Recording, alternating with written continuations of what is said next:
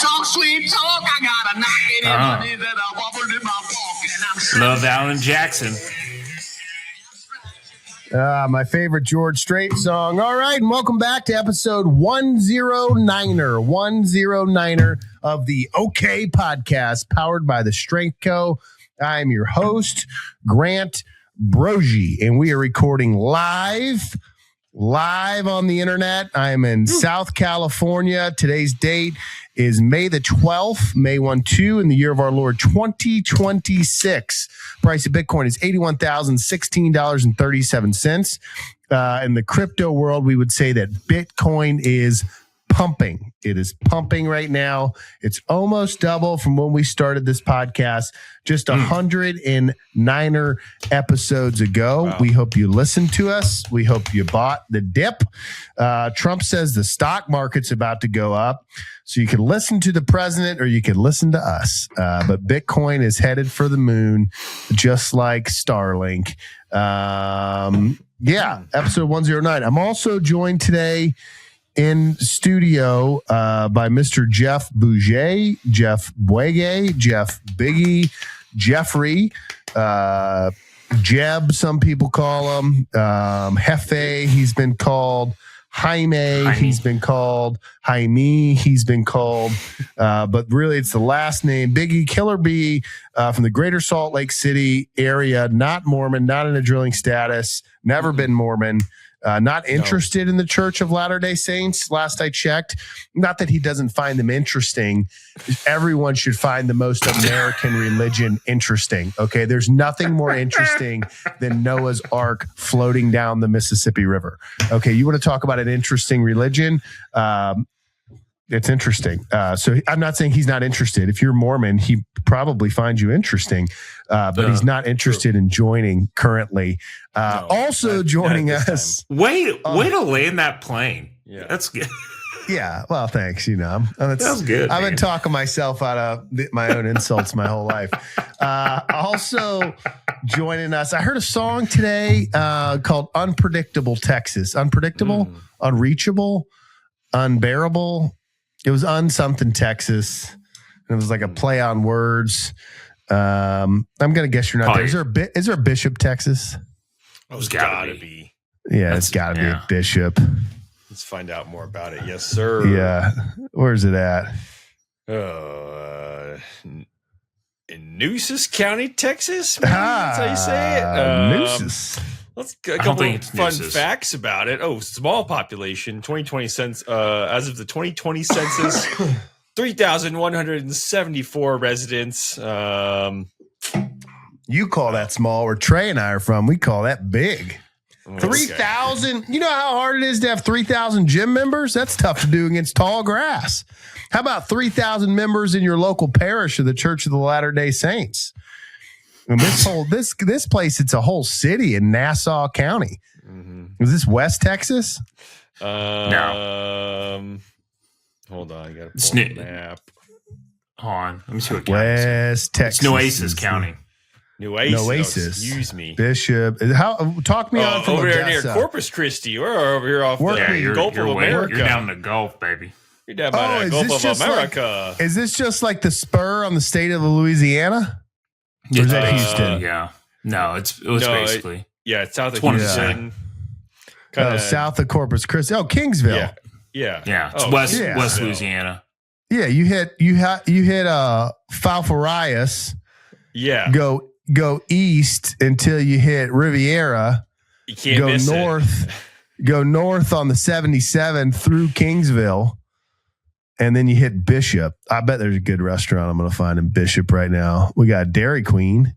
Okay. DQ. We got a Dollar General. Classic. Dairy Queen's also dipping ice cream cones into Cinnamon Toast Crunch these days.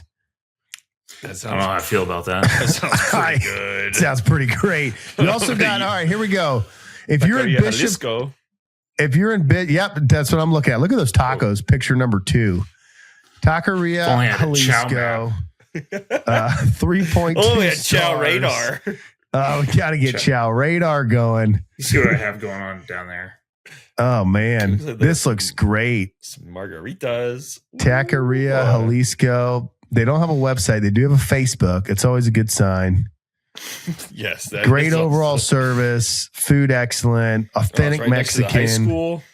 Green salsa is my favorite. There's a store next door called Outdoor Country. It's a sporting goods store. They probably sell Strength Co plates.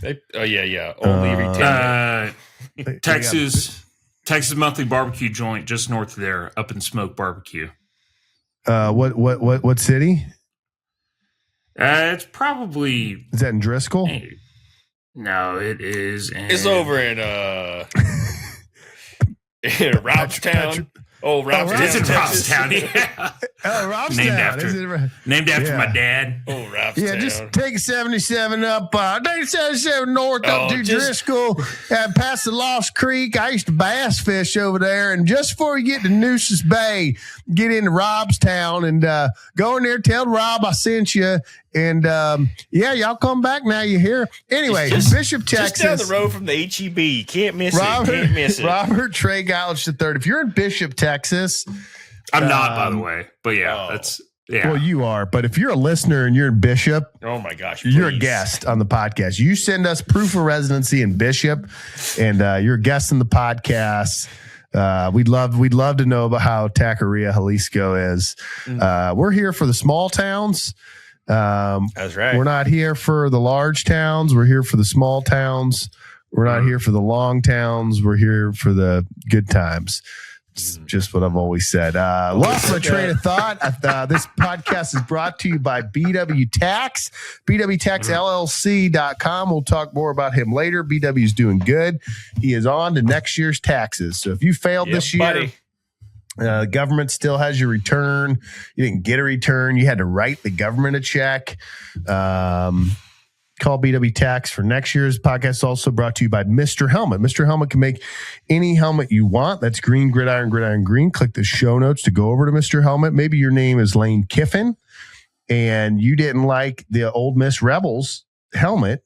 And so you left Ole Miss and said you left because Ole Miss was racist, only to find out that you now work at LSU. Okay. So just let that That's why sink I didn't in. go there. Let that sink in, Lane Kiffin. But maybe you want an LSU helmet, a Go Tigers. We're big fans of. We are big fan of that Jambalaya around here. And you want some etouffee? Come over for some etouffee and some Jambalaya. And Go Tigers by Mr. Helmet, MrHelmet.com. And with that, just in case you guys were wondering, I have Hatan virus. Saw something today that the Hatan virus, one of the symptoms or side effects or effects in men is it shrinks their genitals by up to 3 inches. So if anyone ever that's real? makes a comment, you just tell them you had the Hatan virus, okay? You just tell them victim of the I must have had it a couple times. I've been dealing with the Hatan virus since 1988. Patient 0. Grant got it on that cruise he went on last year. Grant's always going on those cruises. That was my buddy, the Rats. Yeah. Oh, man. Hey, Wuhan. Make the best winner. You need taxes done, call BW. You need plates, go to the Strength Co. You need coaching, call Grant. You need a Patagonia sweater, call Jeff. You need a Chow map, you can call Trey. And if you need a virus, call the Wuhans. Call Mr. and Mrs. Wuhan. They'll cook you one right up. Before we dip into the staff brief, is that small wiener syndrome is that true? Should make that up. Like, do I have that, or did I actually read it on the internet? Did you actually read that? Is that actually true? No, I definitely. That's in writing somewhere. It's all over the internet. That's not. There's no way. I mean, you can just Google it. Hatan virus. Yeah, just Google small wiener. Just click the first thing that pops up. This is a here we family go. show, guys. Here we go. Sorry, Mom. Yeah, you guys are taking this a little far. I'm Based sorry. on a 2026 social media report and anecdotal claims, a purported mutated strain of A social media report. What does that mean? hantavirus is claimed to cause severe genital shrinkage in men, sometimes exceeding 3 inches. Affecting blood flow. However, this claim is heavily linked to social media rumors. Yeah. And is often social media posted It's like there's a comment on YouTube of genital shrinkage. Some guy in a mirror just taking pictures. Hey, must have been that hantavirus. just remember, we debunked the virus here. We debunked that claim on the OK podcast. Yep. When you hear that on the internet, say, nope, I listened to episode 109. The only thing that virus does is make Grant cough for 3 weeks. I could make another comment there, but it's a family show. That's right. That's right. That's it. Family show. With that, kick it over to the 3. Hey, all right. Hey, thank you, ladies and gentlemen. Take your seats. Okay, got your note-taking gear. Okay, yep. All right, good. Everyone's got something to write with. Right on. Let's get this started. S1, what do we got going on? Are the numbers bumping? And how are our government travel charge cards? Are they bumping as well? That's you, Trey. Yes, sir. Just getting back off leave. Let me try to catch up. Trash 6. S1, you been can I just call you Uno? I'm just call you yes, Uno. sir. I'm just hey, Uno. You've been taking a lot of leave for second lieutenant, haven't you? Yes, sir. Every Monday you're on leave. Are you confusing leave with friggin' daggone Liberty? No, sir. I don't take that in conjunction for Liberty. No, sir. I'm just seeing how deep of a hole I can dig. How many days are you in the hole now? How many days are in the week, sir? You know what I mean? Hey, Uno, how many days are in a year? I tell you what, Uno, you come over Friday for some etouffee, and I'll give you a free week of leave. Oh, thank you, Sergeant Major. Yeah, Sergeant Major, always inviting the second lieutenants over for that etouffee. Just passing out free leave. Etouffee. Come over and eat some spicy gumbo. I'll give you a week of leave. Yeah, you go ahead and get in Jamala.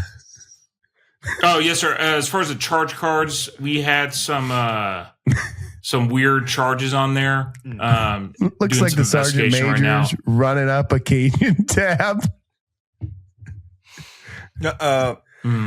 Kind of broke up there. Sergeant Major, are you saying that you were charging your grocery runs for your etouffee and your jambalaya? Yes, sir, yeah. You cannot be putting that on the government travel charge card. That is not an authorized purchase. I've been eating at the Kick and Crab almost every week.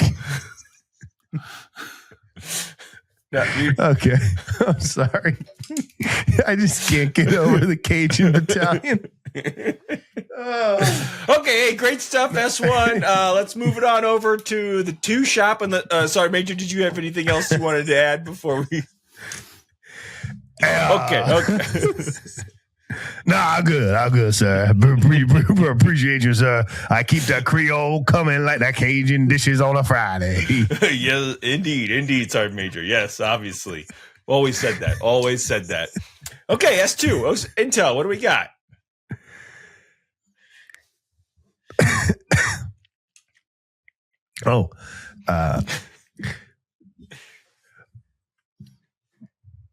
Good afternoon, sir.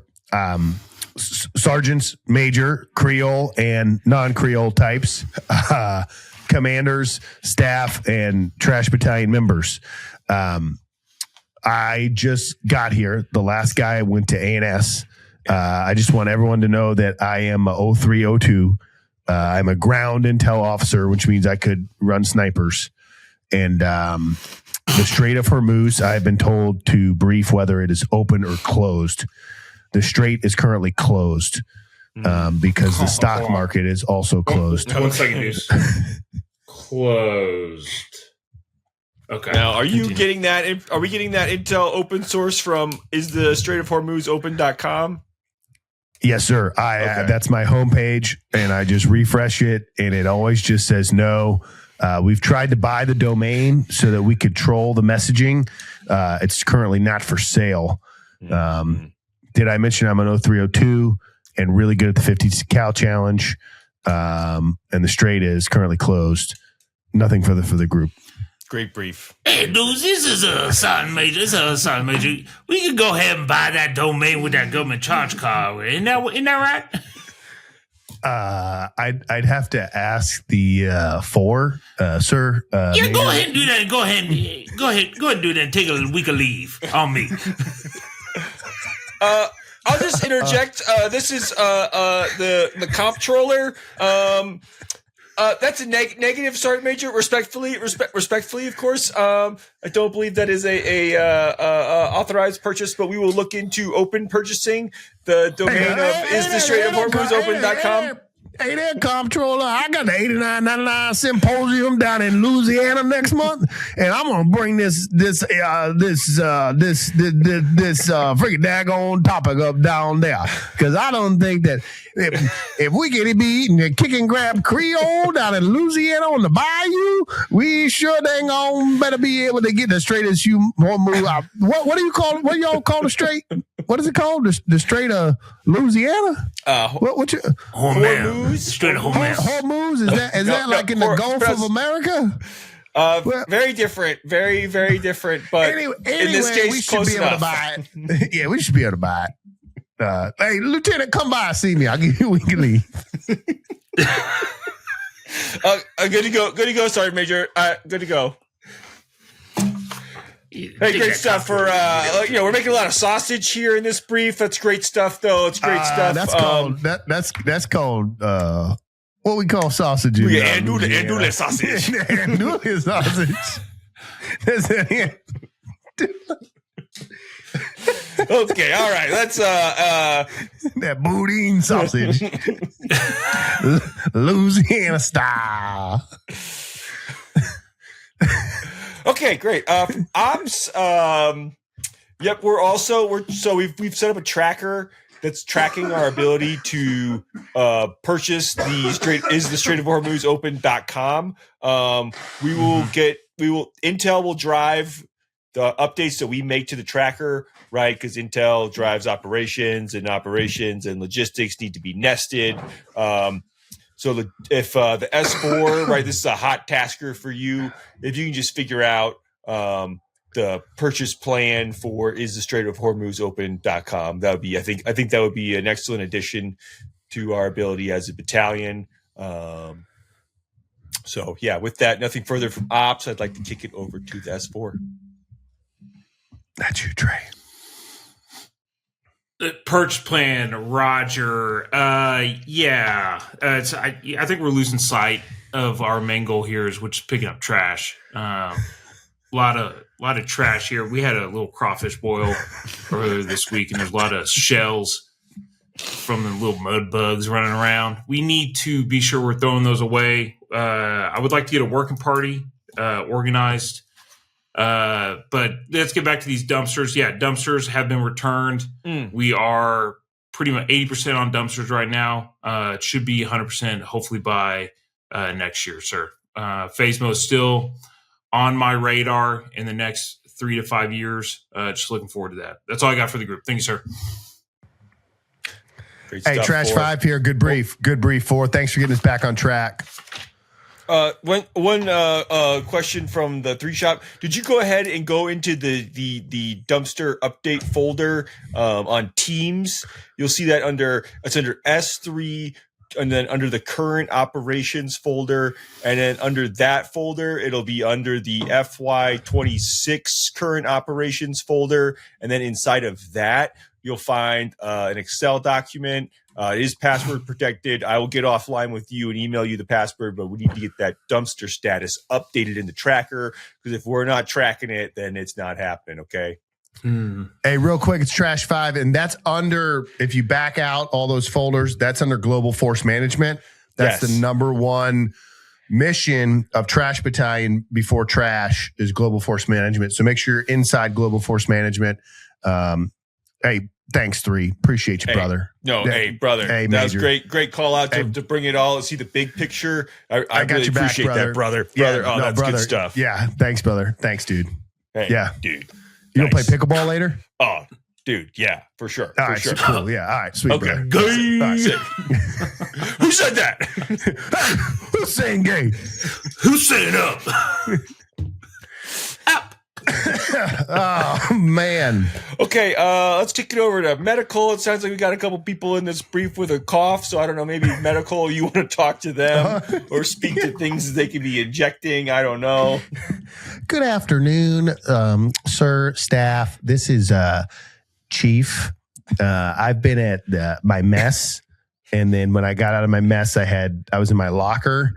And then when I got out of my locker, I was in the goat locker. And then when I got out of the goat locker, I've actually, we've been doing chief days. We've been initiating some chiefs, but a lot of talk about the Hatan virus and things shrinking up to 3 inches. That's not true. We would like you to come get your flu shot. Currently, all of the flu vaccines we have expired in 2022, but I reached out to Division and they said they should be fine. They said it's just like the COVID vaccine that we forced everyone to take. We actually don't know what's in these vials. We just shoot them in there so that we can have you sign a roster and then we look good on the G1 report card. So we're going to do a flu shot rodeo, not to be confused with the dental rodeo next week. We need everyone to come by. We're going to publish that we're open till 1600. But as you send your Marines over, remember, whatever we publish, there's like a 2-hour chow window that's not published. And if we said 16, that means 14. So really, we want you to send all 1,200 Marines to the flu shot rodeo at 08 so they can stand out in the sun outside the chapel all day and do nothing. And then we'll cut for chow at noon. And then right as everyone gets back in line, we'll just close early because the medical team has training. Outside of that, nothing further for the group. Wash your hands, change your socks. Hey, Chief, thank you. Appreciate what y'all do over there. You know, it's a blue-green team, one fight. We got to stay integrated. I appreciate that. Hey, okay. Took the words right out of my mouth, 3. Appreciate it. Blue-green relationship. Remember, that's number 1. One team, one fight. All right. Appreciate you there, Chief. Booyah. Booyah. I was on the Gerald Ford one time. They've been on a long deployment right now. I've been on the USS Gerald Ford, Chief. I know all about the goat locker. Hey, great stuff. You free this weekend? I'm going over to Sergeant Major's house. He's cooking up some booty, and I can't enough free leave. Can't give any Navy leave, but you bring some of them gunnies by. See what Sergeant Major, ain't that right? Oh, yes. I'm going to go down here in the bayou, giving out free leave down here, something. Oh, we don't cook up some good boudin this weekend. No. This is the adjutant just interjecting real quick. There's all this talk of giving out leave. I'm going to have to look up the order to see if this is a possibility. I'm just confused. Hey, you don't worry about that, Edge. I got a question about this charge card. Edge, this is Trash 5. Shut up. Okay? Sergeant Major gives leave out. That's what he does. Shut up. Okay. Stop Yes, talking. sir. Yes, sir. Okay. All right. Great stuff. More like bully battalion. Great stuff. Hey, that's 5. the most accurate. That's the most accurate 5 I think I've ever heard. 5. Appreciate you stepping in there, brother. Hey, sidebars to a minimum. No Second problem. lieutenant was getting out of line. Appreciate that, Yeah, brother. no Appreciate that. No You got to problem. keep him in line. Shut up. Outlying Stations. Okay, Outlying Stations. I think we had a couple check in. Let's go down here. All right, we got Big Daddy Sean Shepard, aka Billy Martin, aka Trash 69, says, check it in from the MFR Mecca down on the bayou. In between my jambalaya lunch and sausage and Creole gumbo dinner. Ooh. Wait, is this real? I mean, he does when he's in a drilling status. He does drill. No. in New I mean, Orleans. is Is this? Oh, he really did say Did write that. Jambalaya. I saw it. Hey there, Shoutout Shepherd. You get some time, have some boudin for us. I don't love that stuffed sausage. Trying to ship a simple gumbo. That Cajun. All right, food, and we got fight off the another. Hatan virus. Okay, another outline station checking in. I think this is. I don't know if he's in a drilling status or not, but I believe this is good Lieutenant Ring here. Good dude. Oh, Shaley Whaley. Yeah, the company getting tasked to create battalion products for the upcoming field op by Battalion. Never seen that one before. Classic tale. Hey, company battery, we need you to make these products for our field op that we should be making. He says, someone get me a SIG. Yeah. I feel Yeah, been there. Been there. Tale as old as time. And that's all we got. I Now don't know we if, got that Chaps mofo is- guy. We got that mofo guy. Mofo guy. That mofo guy says Grant needs his wife to help him pronounce Los Campeones. How do you say the champions I in think it's Spanish? Los Campeanos. Yeah, sorry, man. I'm like, I don't know what to tell you. I'm a Tejano, all right? I'm not a Mexicano.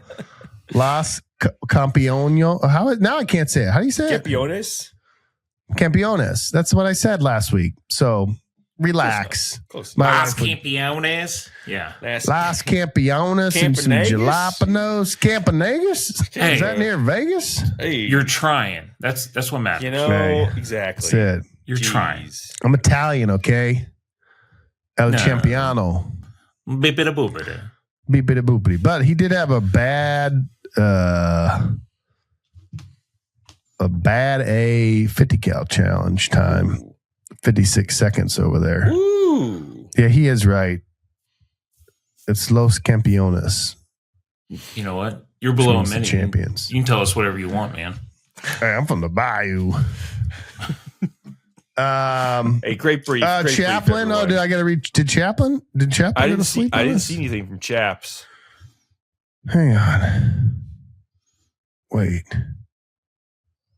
Did he go? No, Chaplin went did you back. He replied May 5th. Wow, Chaplin missed this week. Uh-oh. He must. He's swamped with the. Let me check been my taken. Let me check my alternate nets here. Maybe he went Durloff. Yeah, maybe he had. He does have direct liaison authority. He did not go direct to Trash 6. Hmm. This is the first time We might have to issue a nip lock.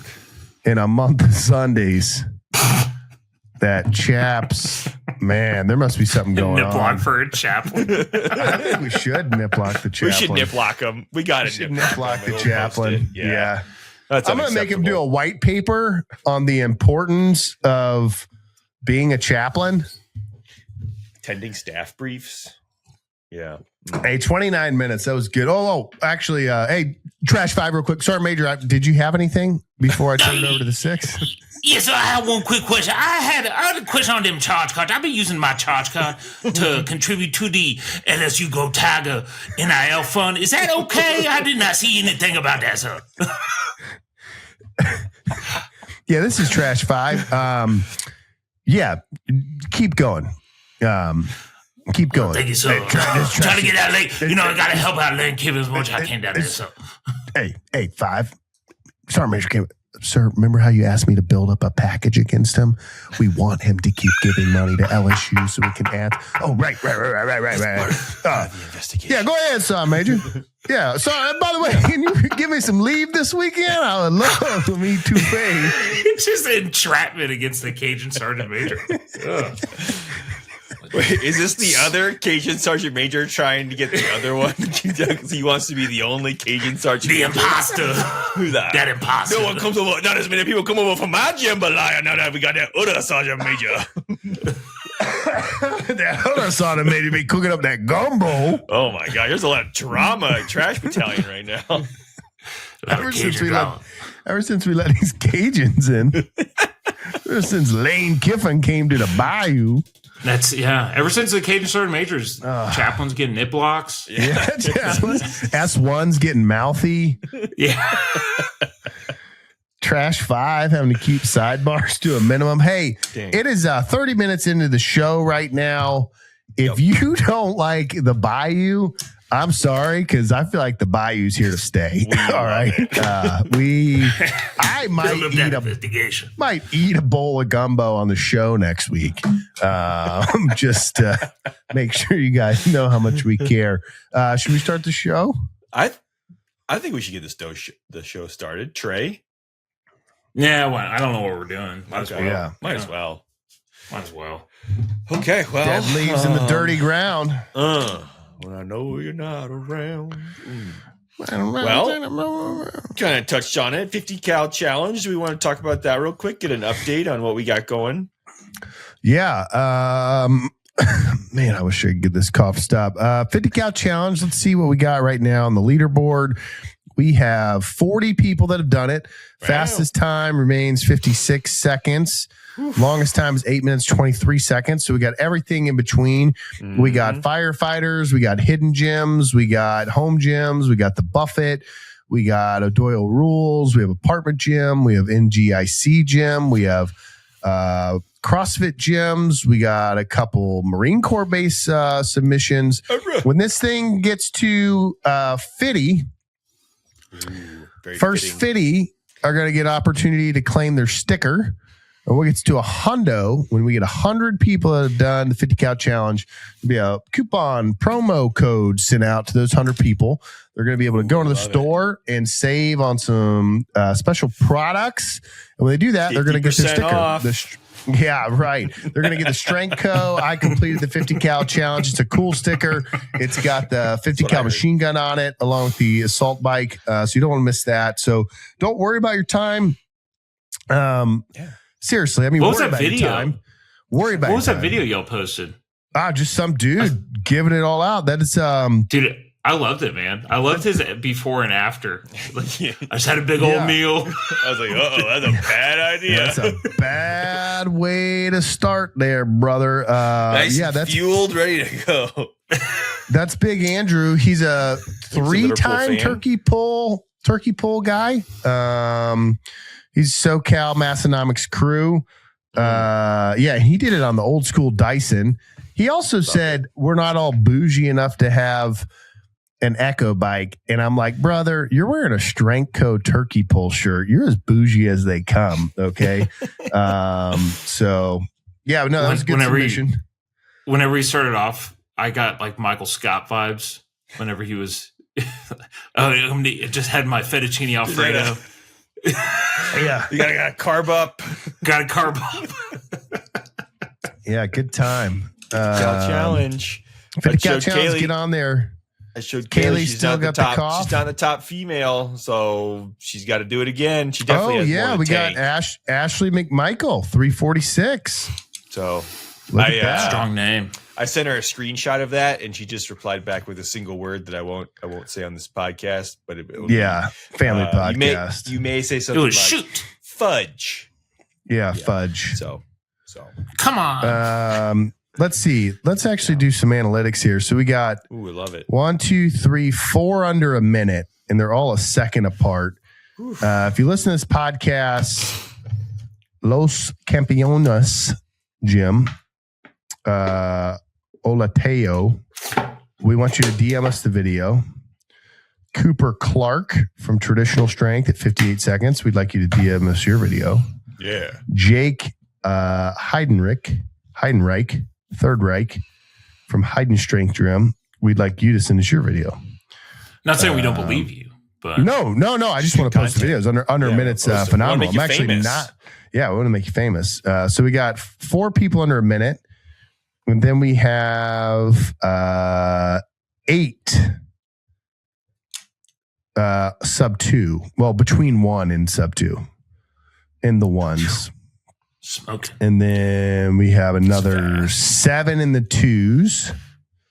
Jeff, where were you at? A lot of folks in the 3s. Jeff was 229. I was 239. Okay. I've done sub 2 before. I know I can do it. I just gotta get rid of this virus. Yeah, that's not gonna be Not gonna be good for your cough to rip off 50 calories as hard as No, not gonna be good at all. Not good at all. Or Anyway, could be just the cure you need. Could be the cure. You never know. could be. Go do the 50 cal challenge. Go let it all time. out there. It's a good time. And see, I'm just gonna keep tagging Tommy from Massonomics every day until he does. Yeah, what was his inaugural excuse? ride. Say he didn't do it.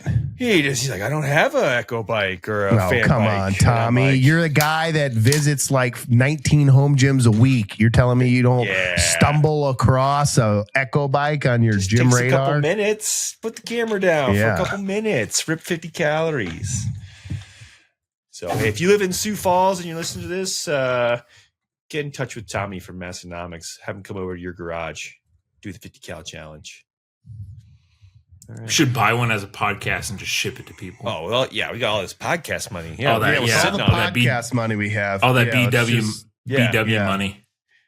Yeah, well, we'll just have BW, like BW. Buy a Ask for bike. an Yeah. advancement. Yeah. BW will be like, well, that's a tax write-off. And it's like, well, I don't really have a revenue stream yet, so I don't know what we're writing it off. We'll call it the BW bike. I don't know. I feel like Yeah, that the could go BW somewhere. challenge. Yeah. Or Strength Go, you can just make them one. You can just make them a bike. Yeah, just make an assault bike. Yeah. Cast iron assault bike. Cast iron bike. It's just a statue. You have to pedal a lot harder than that. All right. Enough joking around. Trey, been doing any lifting?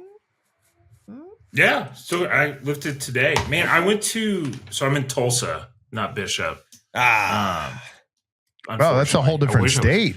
Wish I was in Bishop. But Oklahoma's like a lot of potholes, right? It's like Texas with potholes. yeah, you've lived here. Yeah, Tulsa, no, but Oklahoma, yes. It's all the same. Yeah, so it's terrible. You seen one, you seen it all. It's You've seen different one, towns. yeah. You've seen a lot, and you've seen them all. Yeah, Nice people. great people. So Yeah, great no, people. I was That's in. why they shoot things at the Red River. That's right. So I they was call it in the Red River Shootout. Right. And you got Tinker Air Force Base. Were you trying to talk? I Trey? did realize where the name Boomer Sooner comes from. Where does it come from? Comes from people So that go were ahead. born in the 50s and 60s, and they bought a house for like $4. And by 1995, it was already worth $1 million. And they were the boomer generation, and they became a boomer sooner than anyone else because they got rich off their $4 house. Yeah, No? it's close. Honestly, I believe it. Yeah, that sounds right. No, I was talking to a client today, and he gave me the whole history for it. We were actually talking about the Oklahoma City Thunder, and he gave me the history of that. Side note, I know we talk about lifting, but if we want to get into it, I can explain it to you. I would Tell love me to hear about it. Boomer Sooner. Yeah. I mean, So the Boomer Sooner came from, it was whenever they opened up Oklahoma, they literally said, hey, you can take land. So when it opened it up, because it used to be like all the Native Americans, they would have territories here. Then they pushed them east, and they said, hey, if you want to come settle this area, you have to be here. So you have to be on the Kansas border. And then when we say go at noon on this day, then you can race down, and first one gets dibs, right? wait, the Native there's Americans would race from the Kansas border down to Oklahoma? No. This is the white people racing. The white folk. Yeah. Oh, White folk. Oh, I was So gonna then say, there's some bet people on who, this? there's some people who snuck in early and hid in like ditches and just claimed the city of Oklahoma, like Oklahoma City. That's where it comes from. And so they claimed it before everybody else. And I think it was like I can't remember. That's where they were, the boomers. That's where it came from, because they got there sooner. I feel like it's the same thing that I said. I gotta say, that's why I said you're not far off. Said it with like modern day housing. You said it with Native Americans. It's the same thing. It's boomers. It's basically what you said. Just your Yeah. time. You said in the 50s. It was like 1850s. So yeah, you're about like. Well, I'm 100 talking years about the off. modern day boomer Sooners. Yeah, right? you're It's right. like You're a modern close. day Just like cowboy. the remake you know? of it. Yeah. Yeah, it's like So, but then apparently Star the Wars Episode city- 1. Exactly. Sure. Yeah. So then the city council in Oklahoma City was autonomous from the state, and so they could kind of do whatever they want. And so back in the 60s, when they were testing out supersonic jets, they were needed a land to do it on. And Oklahoma City was like, yeah, come do it over here. So then they were flying these supersonic jets multiple times a day, and people thought it was thunder. So that's where Oklahoma City Thunder comes from. And that's when George Strait wrote the song. Thunder, hear the thunder. Yeah. Lightning, hear the thunder. Thunder, there's thunder. George Strait wrote that for Imagine Dragons. Yes. Yeah. I thought that was You did Chainsmokers that sang that. Jeff's favorite Mormon band. Man, I'm killing it with pop culture right now. I know, man. So yeah, the question was lifting. Is that what yours? Yeah, You be getting lifted? Sorry, I thought you asked about Oklahoma Boomer Sooner history. Hey, Trey, what do you know about Native Americans in the 1850s? Yeah, so lifting, huh? Yeah. I lifted today, man. I did press. Overhead press was my overhead press day. No, I went to a gym here in Tulsa, Obtain Strength, which I think I've been to before. What's it called? Obtain Strength. Obtain, like acquire. Acquire, yeah. Okay. Really good gym. We've got a lot of machines, a lot of space. The only downside to this gym is the parking is terrible. But no, man. Yeah, so did overhead press today. Just tell them to get on gym radar. No, I need to. You need to. Yeah. No, I'll go back there. Bought a day pass. But yeah, no, did that today. Been lifting, I think. Yeah. Saturday, Sunday, Monday. So so far on a pretty good streak. How much was the day pass? Say what? How much was the day pass? $20. Oh, that's good. That's fair. I think I'm 20. I'm 25. That's about 2025 is about like the going rate is what I've noticed. I think the most important part to a good day pass is I think we've actually talked about this podcast before, but I think it's worth bringing up again. The ability to purchase it and access the gym without having to talk to anyone. So this one was in the past, I would have to talk to somebody and wait for somebody to come up to the front desk. This time it was all digital. So I filled out the form, clicked day pass, and then it just popped up like $20, scanned my card, and I walked in. It was easy. Nice. So that's pretty cool. I think they listened to our podcast, heard our complaints. Yeah, we did talk about that before, right? Yeah, that was in set one. We haven't talked about set first two. set. Yeah. No, it's huge. I mean, so mine, I guess you kind of have to talk. So mine, you have to, the IQ test is you have to find my website, click Open Gym. Then in order to buy Open Gym, you have to create an account, sign a waiver, and then give me $25 with your credit card. And if you can do all those things, then you are allowed to work out in the gym by yourself. If you can't do those things and you call or you start emailing and texting, then we don't think you have a high enough IQ to work out in the gym alone. And so therefore you can't. But once you get a receipt, it pings like three of us and it says, Trey Gottlich just bought Open Gym. And then we send you a text with the door code. So you technically do hear from someone, but no. So yeah, lifting's been going pretty good, man. It's good. I did. I think I posted. I think I had a couple questions. I think we actually got a couple lifting questions. You put a lifting question in there. I got a lifting question in here too. Yeah, or a listener submitted one. Yeah. Oh, and then I posted one at the bell as well. Bro, let's let it. Okay. All right, let's do the last one. The one I just posted. Okay. Because I'm curious about that. Fresh off the press. I'm gonna wait till that's actually. Oh yeah, is he on? He's put on his coach hat. No, I don't know. Yeah, he's put on his coach hat. All right. Okay. You ready? You want to read it? Are you gonna do the introduction, or are we just gonna sit here? Fish cut bait. What are we doing? Yeah. Let me read it. Let me see. Are we doing? We're doing. Scroll to the bottom. Press is lower. Yes. Yeah. Hey guys, and welcome back. It's Grant Broggi from the Strength Co, recording live from the OK Podcast. If you've never listened to the OK Podcast, go check it out on Instagram. Go to www.theokpodcast.com, and we talk lots of things about lifting. Make sure to like and subscribe to the channel. There you go, Jordy. You got an intro. Okay, Trey, read your question. Look at that. So my press has, whenever I've run the novice program or any been lifting, doing this strength Co program, the Grant Broggi program, my press has always notoriously been lower than my other lifts, I guess, like percentage wise. So I usually, and like I would probably kind of max out at like 185, right? 185, maybe 190 is my PR potentially, which for a single for or sets like of 5. Yes, it's a 5. For a set of 5. Okay. Sure. So that's kind of where I stall out. So I guess what are some ways, if I'm looking like my bench is good, squat's good, deadlift's good, but my press is, I got a poverty press. What are some ways that I can increase that? Like, do you have any tips or tricks for that? Yeah. So, I mean, I think a couple things that the lifter / listener needs to understand when thinking about this. So you say my press is much lower than my other lifts, right? And you say percentage wise, but I think you already understand this, but I'll make this like very clear for people. Your squat and your deadlift use way more muscle mass. And therefore you are able to use or lift way more weight when you do those exercises.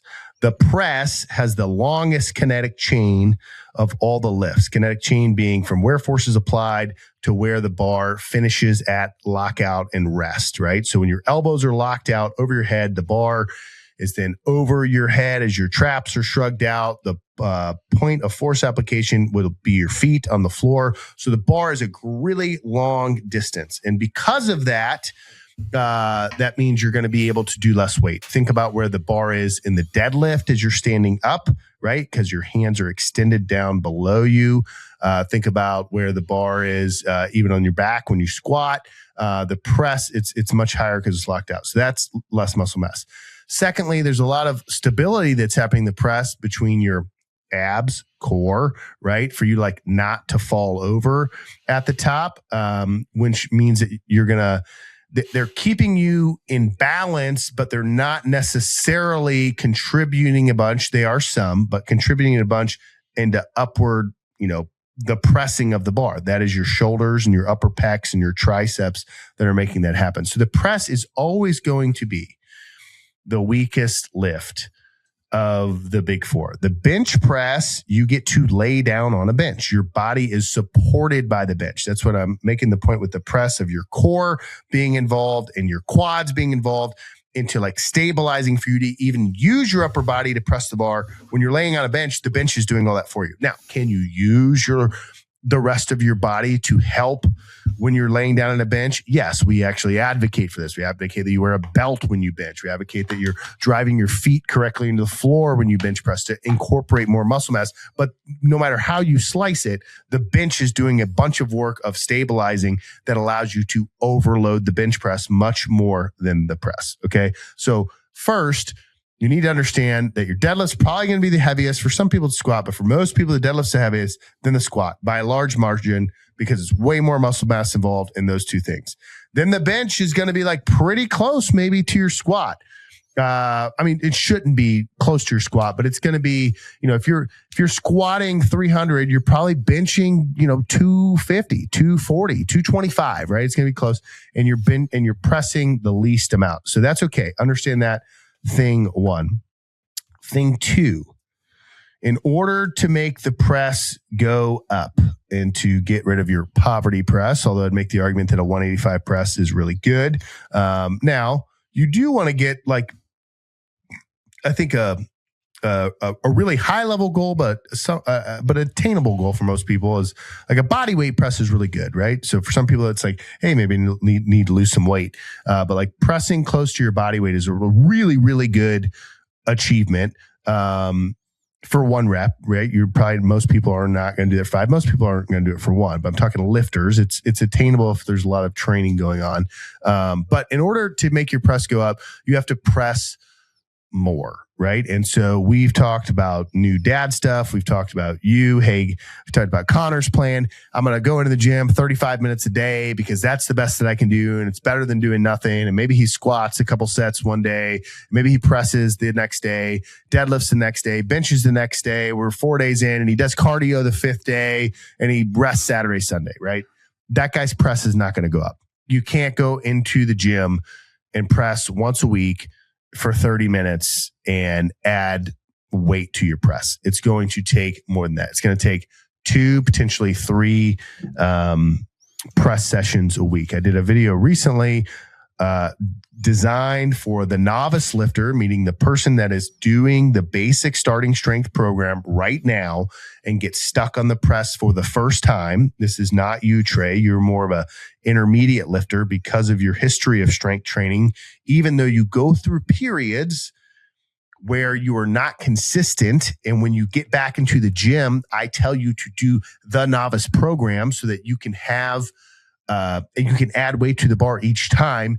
You are still different than the rank and file novice that does not have a training background. A guy with no training background cannot press 185, right? Unless he's a 300-pound kid from Nebraska.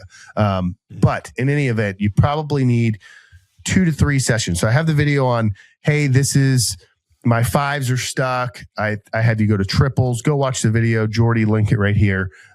There's that video.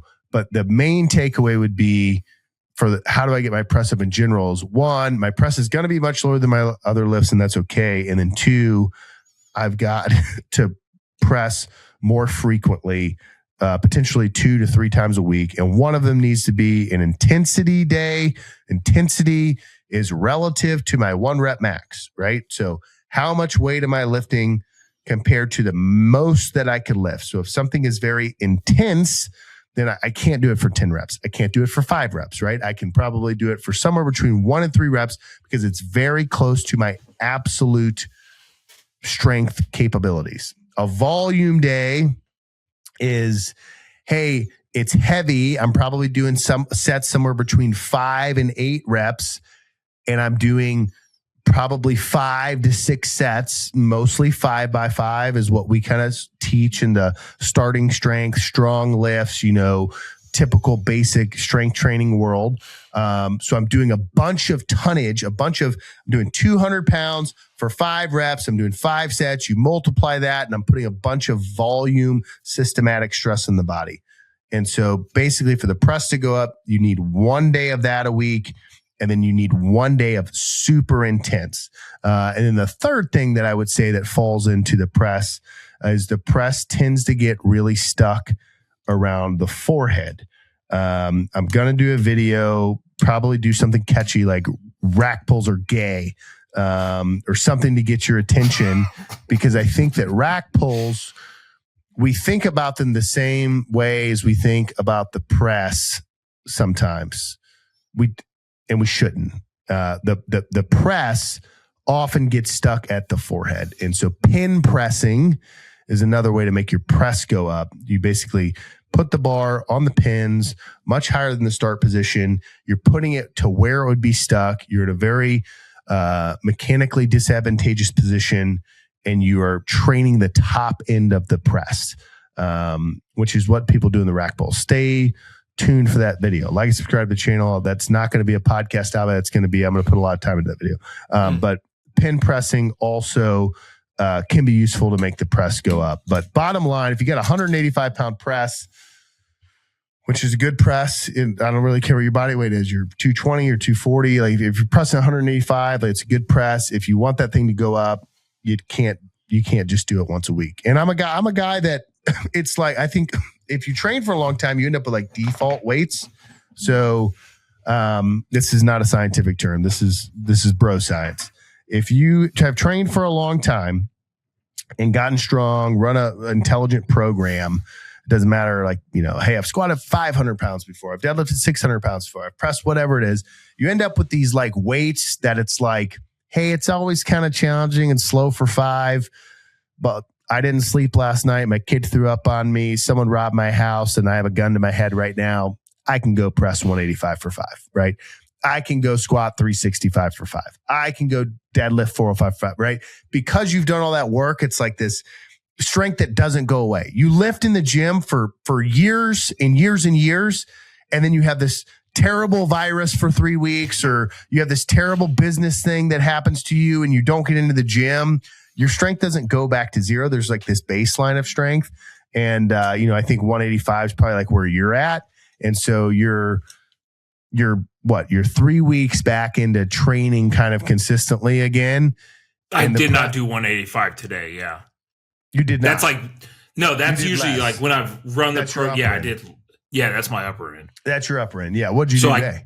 Today I did 145. 145, right? Yeah. So, I mean, basically you've worked in that range then of like 145 to 185. When you get to 185, it's like, hey, I get stuck. And the real answer is like, okay, I got to press more.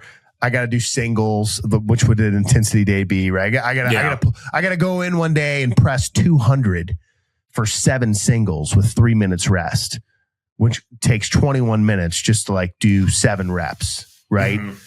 And most of the time, most people, they don't care enough or don't have the time to do that. And they're like, you know what? I'm happy with my 185 press. But the bottom line is when the press gets stuck, you got to press more. Yeah, what was the lady's name we interviewed at the Arnold? Jen Thompson. I remember she said when we were asking about like tips and tricks for bench press, she said like, was it pin press? Is that what you called it? Yeah, she does. That was like her go-to. She does like some of those. Trick. She does heavy holds. She does a bunch of stuff on the bench press. But that's exactly right. It's like when a lift fails, you have to look, is it being stressed too much or is it not being stressed enough? With the press, 9 times out of 10, it's not being stressed enough. So then it says, okay, now I got to press more frequently. Now I fixed the not being stressed enough. I'm still failing reps. Where are you failing reps? I'm failing reps at this part of the range of motion. And I think that the press in a competitive bench presser like Jen Thompson, right? We generally don't make our programs based off what the number one people in the world do. Jen Thompson is the number one female bench presser in the world. So I love Jen Thompson. She's building a new gym in North Carolina, but I'm not going to recommend a lot of her tips. She actually distills down to the basic lifter, right? This is not anything bad at Jen Thompson, but some of her things, it's like, oh, that's what a very competitive bench presser does. That's not what I need 20-year-old kid to do, right? Bro, I need you to drink milk and just bench. But with that said, if the press is stalled, you have added in more frequency, you've added in more intensity, and now you are missing reps at a particular point of the lift, then it's like, okay, do I want to do pin presses? Do I want to do halting presses where you overload and work the bottom, right? It's like some people are like, I can't, this is a very small population. This will probably be the point that I make with the rack pulls.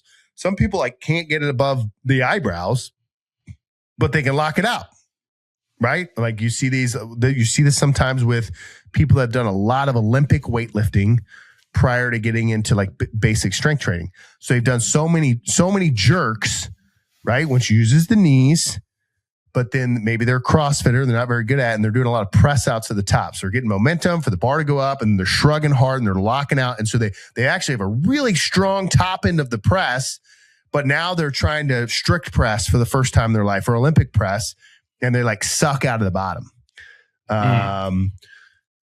That's a small population, but those are the cases that I think you need to look at those things. Interesting. Yeah. Good tip. Great stuff. Do you want to do more lifting stuff? Or do we always? Okay. I do get back to our roots. What was the lifting question from the listener? Lifting question from our listener. How do you feel? You ready? Well, hang on. Okay. Hey guys, and welcome back. It's Grant Broggi from Strength Co. And today we're going to talk about, should you do rotational, functional, dynamic, landmine presses in order to get strength and strong as you age? You can already tell what I think about this. If you like the video, like, subscribe to the channel. That was it. Okay. I'm ready for the question now. Okay, so how do you feel about landmine movements, rows, presses specifically? Do those count as barbell exercises? Also, what are your thoughts on kettlebell get-ups, or maybe it means like Turkish get-ups? Always value your expertise. I've been trying to get some more rotational stuff in. I think it might help me from getting too old and brittle. Before I jump into that, you got any thoughts on that, Jeff? I don't know. Yeah, it depends on is the person already strong? Like, have they done are they out of the novice phase of their lifting journey? And like, what are their goals for like lifting? If it is just to kind of like get strong, stay strong, and then get a little bit of like their strength. Yeah, use their strength, right? Oh, they need to listen to the Massonomics podcast if they want to do that. But I mean, I think it's got a place if it's something that they like really want to add in. They just, if they're like, but I also want to like progress all my lifts. It's just like, it's gonna take away from it's adding in extra stress. So therefore it's going to take more recovery. And if you're getting older, usually recovery is like the big thing as far as like, what you're battling, in the gym.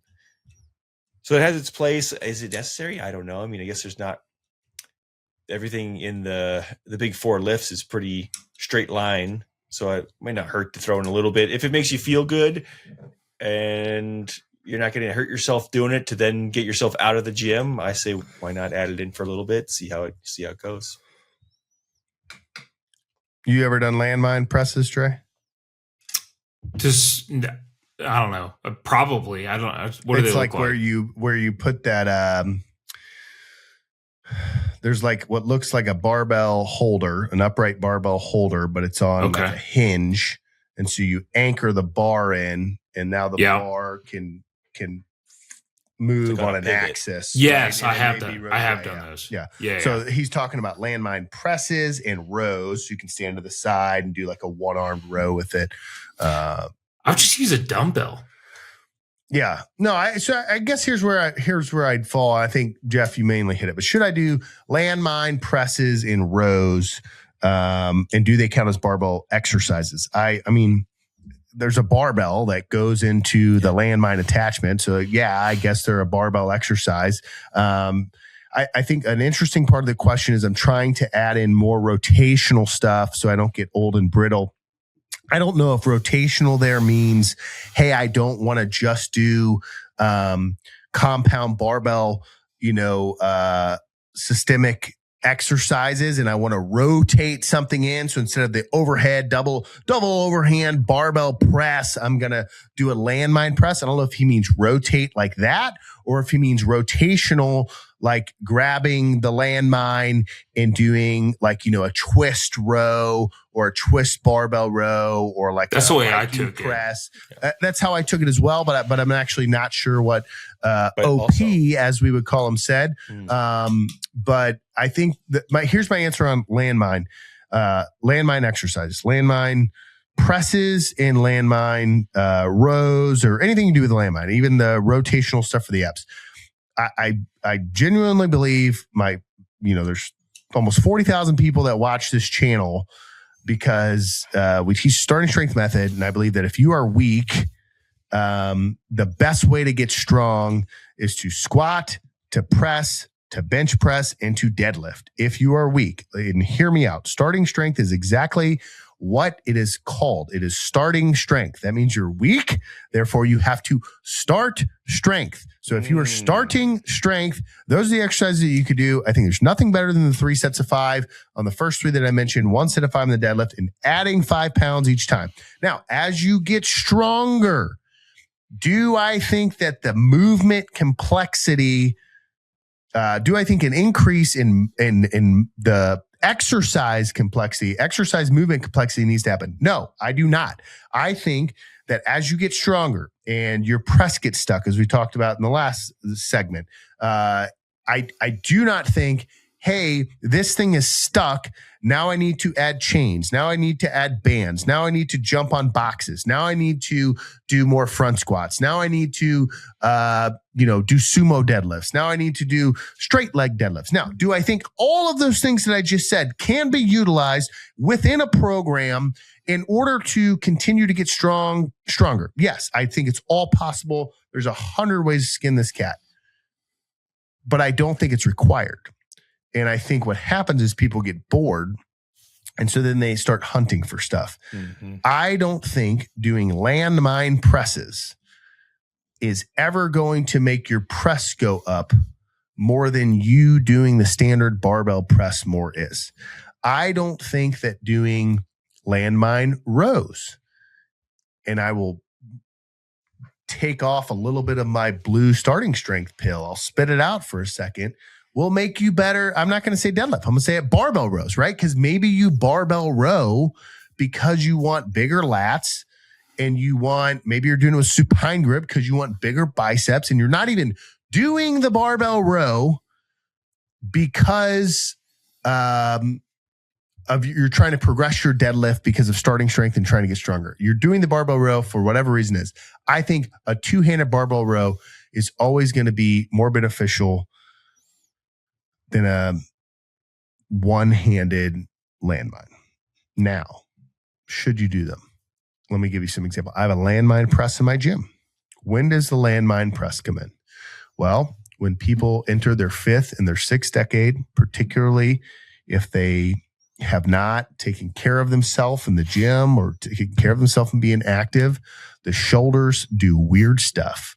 The scapulas do weird stuff, and people end up with weird range of motion.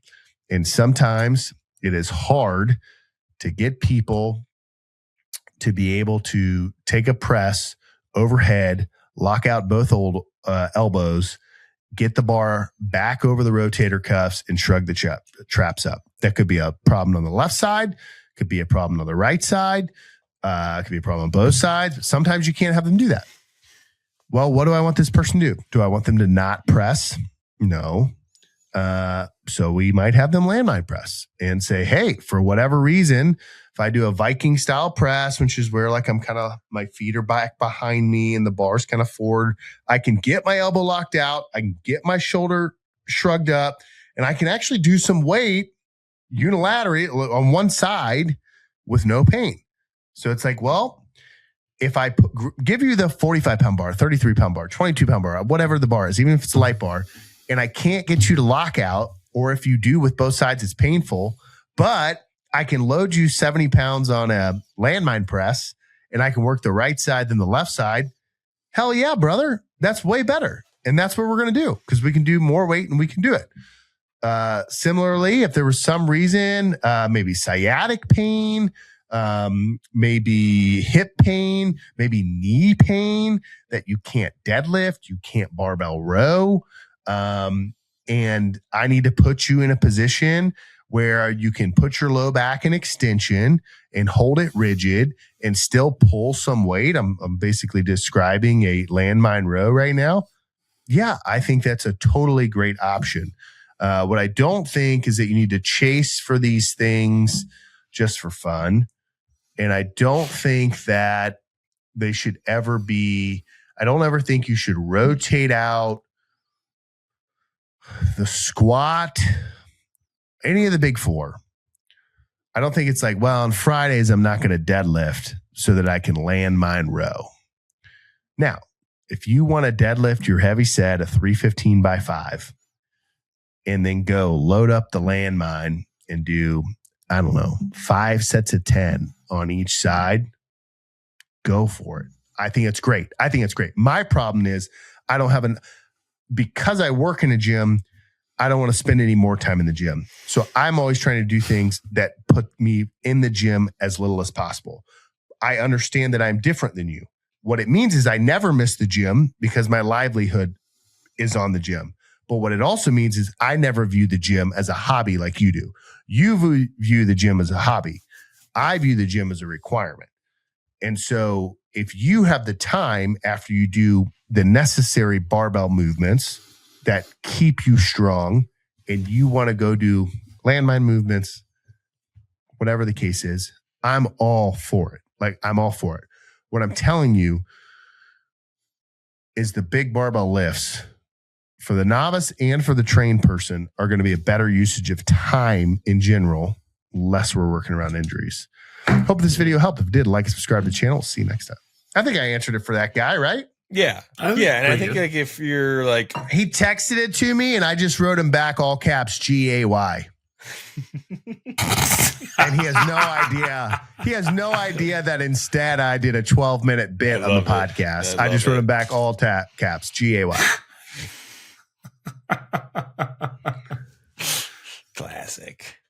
Oh man, the Ducks lost. Oh, But well, let's wrap up. Let's wrap up this topic. And it's Wait, I thought it was an overtime. Wife just texted me Ducks lost.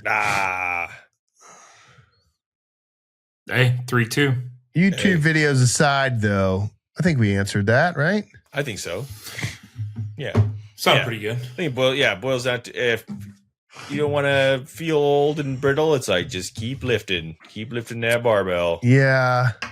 keep doing squats, get stronger. You know, It helps. and that guy's a Marine that sent that question in.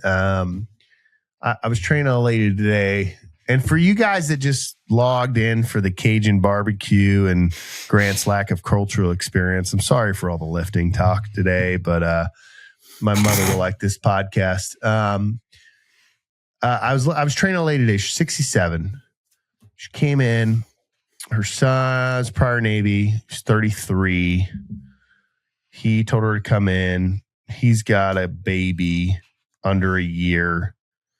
She has 3 sons. Her older son has 2 babies, I think like 3, and also another one under the year. She's got like 3 grandkids under 3, right? Cry me a river, lady. Let me tell you about Trey Gottlich, okay? Let me tell you about not a grandmother. What and a rookie dad. numbers over here, huh? But anyway, no, she came in and she did great. She did great. We squatted, I think 30 pounds for a set of 5, pressed about 30 pounds.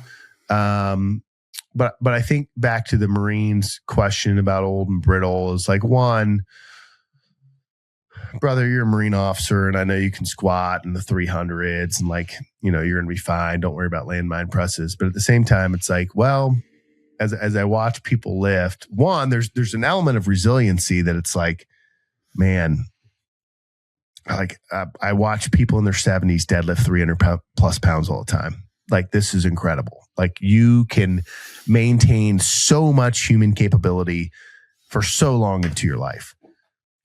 At the same time, a lot of those people that are doing that in their 70s came to me in their 60s.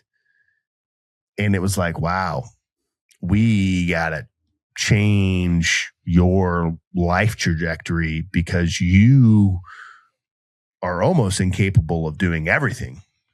And it's always what I always tell them as I paint the doom and gloom story. And I say, but it doesn't have to be this way. You actually hold the keys to the castle. Like, you can fix this, but you like have to come in and do the thing. So I was training the lady today, and I was super excited for her because she was, I think she deadlifted maybe 115, something like that. And I'm like, man, this is, it's my mother. Mom, if you're listening, I mean, she's 67 this year. It's like she started lifting in 2019. It says she was 61 or 62 based on what time of year it was. I can't remember. And it's like different person. And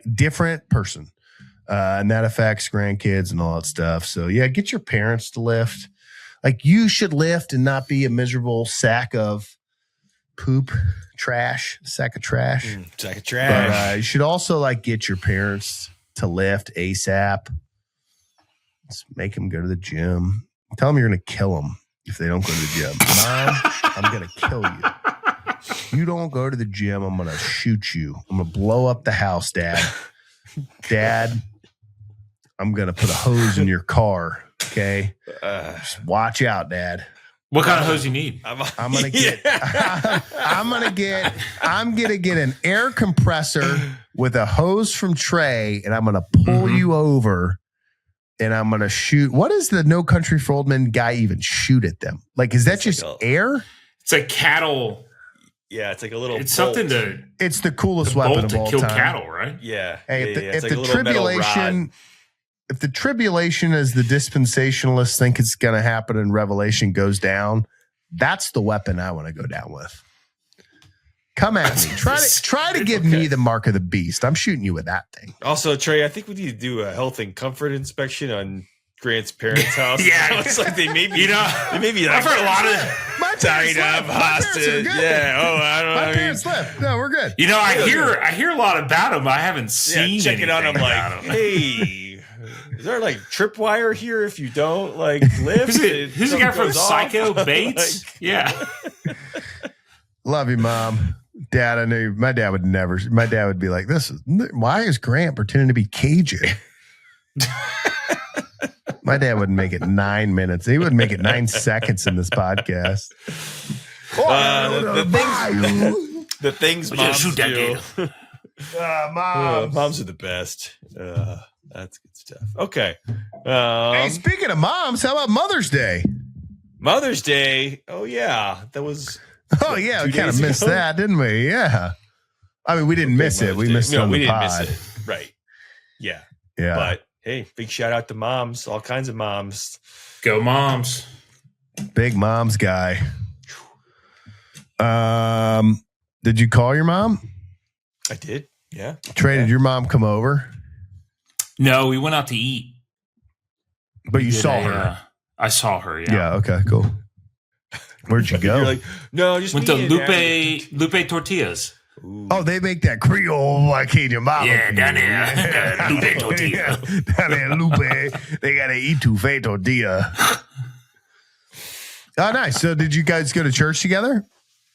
No, so we went. So actually, I had a kid who was sick, so I stayed home. Abby went to church because she was working in nursery. Was it Joy? No. It was Ray? Valerie again. No. Okay. The young one. Man, Yeah. blast. And yeah, so I had to stay home because she was running fever. And so and it started feeling better miraculously. So then it kind of worked out. But no, we did celebrated Mother's Day with Abby in the morning, then went out to eat in the evening. So That's cool. yeah. Good stuff. Jeff, you just called old Prill? Just called Prill, talk to her for a little bit, see how she's doing. Yeah. How's she doing? She's good. She's doing good. She listens to the podcast. She loves it. That's all moms want, man. Hey, Prill. Give him a phone call. Hey, Prill, I got to say, you treated me like a mother did when I needed you. Came by the house. Not to mention at your son's wedding, but I went out to eat with her one time. hey, Prill. I'm a big Like Prill you fan. were also, Jeff was also there. Yeah, it wasn't just me and Prill. No, I slept in Jeff's room when Jeff was not there. It's true. Oh, wow. That's a different level. Evenings Yeah. and wore Jeff's clothes. Prill started calling me, I feel like everybody's done that. Prill started calling me Jeff. She was like, Jeff? And I was like, oh, yeah, I went to Emerson. Come on. Yeah. You know Bill First of Mayer? all, Me yeah. too. Yeah. We've all worn Jeff's clothes. Yeah, a lot of people. I mean, I Everybody. still wear Jeff's clothes. If you're a listener, I feel like Yeah. you've worn Jeff's clothes. Yeah. Jeff has the best clothes. If you guys are wondering, most men have wardrobes. I'm wearing the Strenko squat tee. This is in cobalt blue, by the way. This is a great shirt. I think cobalt blue's underrated. This is the first time I've ever worn the cobalt blue. I grabbed it today out of inventory. Wearing an XL, a little looser fit. Stole It's it. kind of a mock neck. Yeah, I stole it from the owner. Looser, kind of in the belly. Great tee, great for squatting. Great tee. If you don't own the squat tee, they come in lots of colors. This podcast is powered by the Strenko. Go over, click on the squat tee. If you're a normal listener and you're like, man, everything Grant and the Strenko and the OK podcast does, and you haven't bought a shirt in 6 months, it's time. Go buy a t-shirt. Go buy a t-shirt. Just, you just consume the podcast. Go consume a t-shirt. Yeah. But this one is great. But Jeff also has way more than Strenko t-shirts. And man, when we lived together, if you were going out, if you were hitting the town and Jeff was in the field, let me tell you, my friend, if you're about 6 foot and 210, I got a closet for you.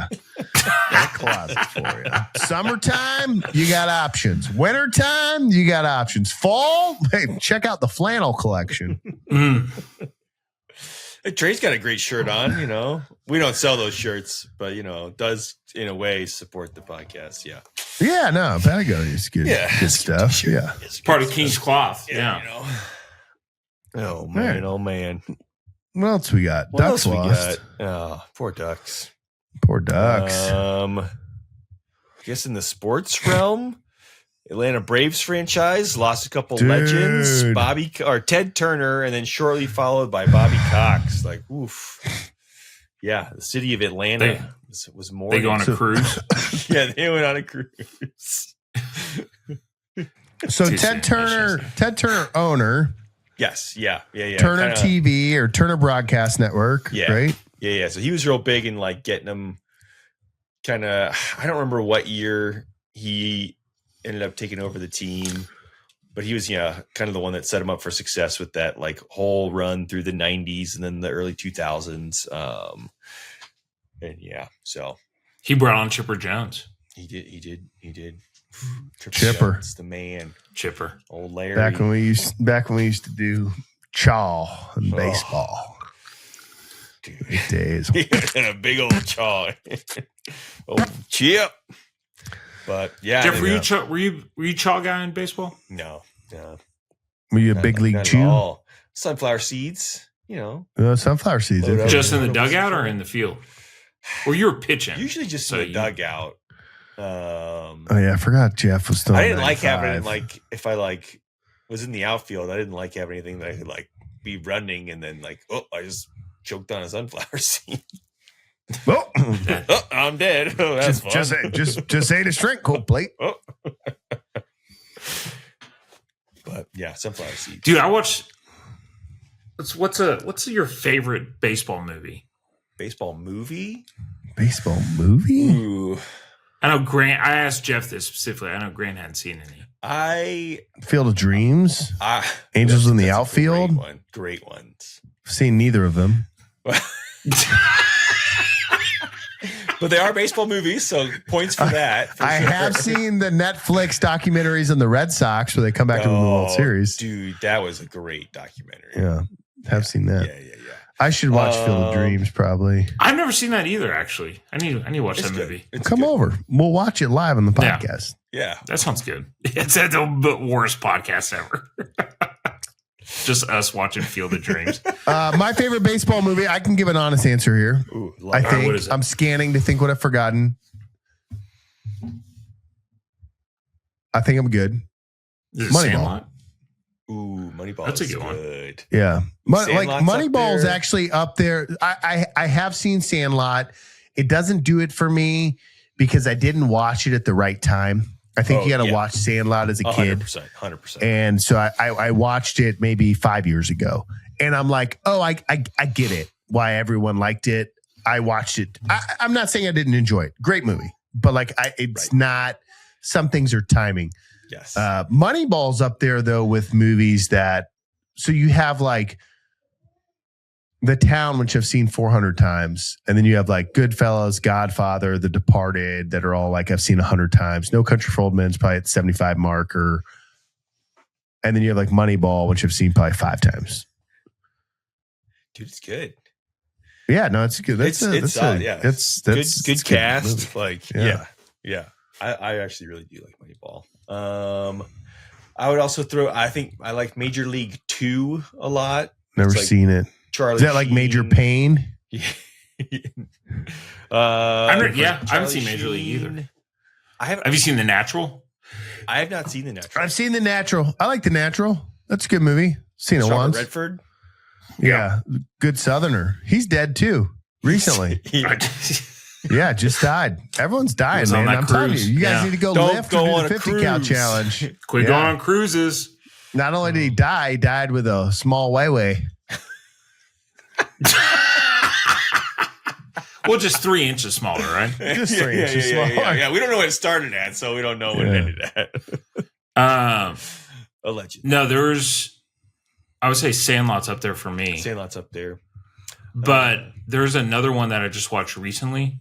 Like the last couple of years. Everybody Wants Some. Have you seen that? Everybody Wants Some? Oh, I watched that movie. And it's about a baseball team. It's just like that when I came to visit. Yeah, it's the same guys who made Dazed and Confused. Oh, it's good. Yeah, it was good. Yeah. And it's about a baseball team. Is it about the Savannah Texas. Bananas? No. Basically. I hate the Savannah Bananas. You hate the Savannah Bananas? He's a baseball purist. He's ruining the game. I Making a mockery of the game. No, that's actually not why but yeah, whatever that whole mockery of the game is that takes away from the sport. I guess I am a baseball purist. Yeah, I hate it. Whenever I see like dudes humping the air and then doing a backflip and hitting a pink baseball into a penguin, I'm like, this is gay and retarded and faggot. I feel like it's just been like a 5-year TikTok trend, Savannah Bananas. Yeah, they just sold out Kyle Field. Yeah. I Big saw A&M it. guys. I mean, that checks out. Like I just said, gay and retarded. It all makes sense. That's good. That's good. And like, wasn't All right. like the left field fence like 10 feet or something like that? It was like, because where they like put it in the corner of like an end zone. So like, and then they put stands, I think, on the field so they could get like the attendance record. And like the left field fence was like 10 feet or something like, or like from the cut at the infield. Just something silly. But Hang on. Yeah. Before we leave this, we got to do Robert Joe Cox a solid. Bobby All right, Cox. Continue. oh, Yeah. I mean, no. So the listeners will be confused. I think we've said this before. I was given a Minnesota Twins Kirby Puckett Baseball Rules for Life's book for like my 8th birthday, maybe 6th birthday. And the Twins had just beat the Braves. And we did not like the Braves because we were from New England. We being my dad and his brothers, although my dad doesn't really care about sports, but I was given this Twins book. So as a very young kid, I loved that the Twins beat the Braves, which I think was the 91 World Series, but people still talked about it as a child. And, I would have remembered that like 94, right? I wouldn't have remembered 91. So I was a Twins fan until my uncles got a hold of me. And then I was like, oh, I'm a Red Sox fan, but I always have been a Braves hater. I've actually subdued it as I got older. And I know Jeff's a fan, but I hated the Braves lefts. However, with that said, I grew up in a house with no TV. We had a TV. Like there was a physical TV, but there was nothing hooked up to it. And it was used to like put a VCR of like, a sermon or something. My brothers and I later in life would buy bunny ears and use aluminum foil and put them in the attic and watch Patriots games and stuff like that. But what we did, even before we did all that, was we listened to Wallen 93.7 FM. And we liked listening to baseball. And while I did not like the Braves, my brother Jordan was somehow a Cubs fan, mainly because he had Ryan Sandberg's rookie card. And Jeremy was a A's fan because he had Mark McGuire's rookie card. And then the steroid era hit. And so Jordan moved from Sandberg to Sosa. And Jeremy stayed with McGuire, but moved to St. Louis. So Jordan stayed Cubbies. Jeremy went to St. Louis, and the steroid boom hit. But what we listened to was Braves Radio Network, which was probably owned by Ted Turner. yeah. But Bobby Cox, the amount of times that you hear Bobby Cox's name. So I'm like 12 in Beaufort, South Carolina. There's like a Panasonic. There's those 2 speakers on each side, maybe a cassette thing in the middle. There's like an antenna that you have to like operate in order to get the thing on. And it's like, well, welcome to the top of the 3rd here in Smyrna, Georgia. And the Braves are taking on the Kansas City Royals and Bobby Cox, whatever. The amount of baseball games I listened to on the radio because we didn't have TV was astronomical. And I know more about Bobby Cox or heard Bobby Cox's name in a live baseball games more than any Red Sox legend like ever. Like it was Bobby Cox. When he died, I was like, oh man, it's a piece of my childhood. Yeah. Old Bobby. Kind of crazy. There was a video that was like, rip Bobby. Here's 9 minutes of Bobby Cox getting ejected. Just get ejected. Yeah. He was always, if the players were getting kind of shafted by the umps, like he was gonna trot out of the dugout. Love he always wore like metal spikes and like wore the full uniform. Whereas I feel like, probably early in his career, that was the common thing. Like every manager wore like the full uniform and everything. But like now they wear the pants, sorta, some tennis shoes and like a hoodie. Yeah, they do something different. No one's like really wearing the full. And he was awesome. metal spikes. Grant's VCR watching sermons. Is your dad just watching like tape, just like taking notes of like his previous sermons? Bruh. Should have said that. Analyze it. I need to pause there a little more. Watching next week's opponents, watching their tapes. That's right. 84. Pretty good, Bobby. That's pretty good. Hey, Bible says, children obey your parents in the Lord. First commandment with a promise, due to strength, you'll make it 80 years. So 84, Bobby's strong guy. Well done. His kid probably was like, I will kill you if you don't lift. That's the due to strength problem. Yeah. Man, you think they're going to come after me? I didn't mean for that to be that intense. Bobby Cox, a lot of people don't know this. Real big on submarine presses. A lot of people don't know that.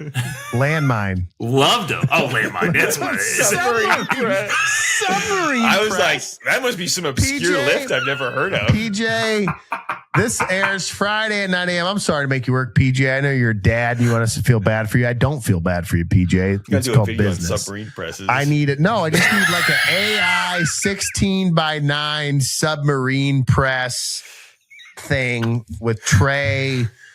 You don't even need to send it to me. Just post it on the Instagram story on Saturday. The listeners will be like, Trey's dumb submarine presses. Y'all know what submarine presses are? It's landmine presses, but you hold your breath. Underwater. Yeah. It's doing landmine presses underwater. Yeah. It's chugging water. Yeah. You have your mouth full of water. Yeah. It's new. Idiots. You didn't know that? You get real strong. All right. We got a couple topics we still got to hit. Okay. This one. Freddie Lor. Okay. YouTube. What's that one? Okay.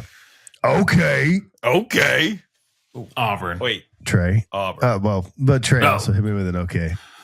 Okay. No, I hadn't heard Trey say that in a while. Okay. No, I was on the Masnox podcast this week. If you haven't checked it out, go check it out. Good episode. I have not listened to it back. We should probably touch on the plates before we sign off here. But I was on the Masnox podcast. And so I was sitting at home, Mother's Day. We celebrated, talked to my mother on the phone. I was with Diana's mother. I was with Diana, who is a mother. I have Claudia Gay, longtime lifter. And I worked on her and her husband's shrimp docks as a child. She's visiting out here. So I've always called her Mama Gay. She was out here. I was with her on Mother's Day.